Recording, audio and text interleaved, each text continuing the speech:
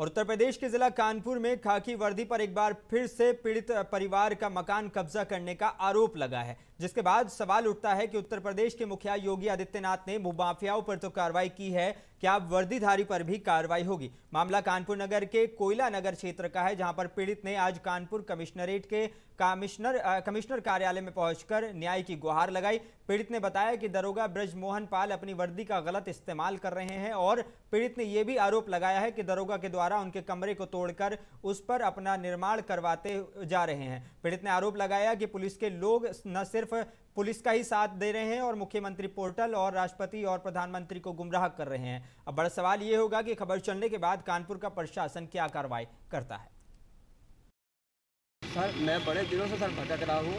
मेरे प्लाट के ऊपर एक दरोगा ब्रजमोहन पाल जी ने लगभग 1.5 साल से बाउंड्री वाल पीछे के कमरा बना तोड़ ताड़ के उसके ऊपर निर्माण कराते जा रहे हैं। हम जाते हैं तो कहते हैं कि हमारा जो है भाग जबर में गोली मार देंगे। इसी चक्कर में हम कमिश्नर साहब से आए। इससे पहले बहुत बार आ चुके हैं, लेकिन सुनवाई कहीं नहीं। सर, कानपुर के सभी आला अधिकारियों से 10-10, 12 बार हम एप्लीकेशन दे चुके हैं, उनसे मिल चुके हैं, कहीं पर भी कोई सुनवाई नहीं हो रही। डीजीपी सर के पास भी अपने आप गए हैं। माननीय मुख्यमंत्री जी को 2 बार बाई हैंड लेटर दिया है।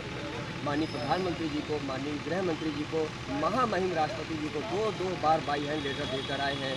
और 14/7/23 को माननीय ओम बिरला जी लोकसभा के स्पीकर साहब को बाई हैंड लेटर देकर आए। उन्होंने मेरे सामने उस एप्लीकेशन के ऊपर सिग्नेचर कर दिए।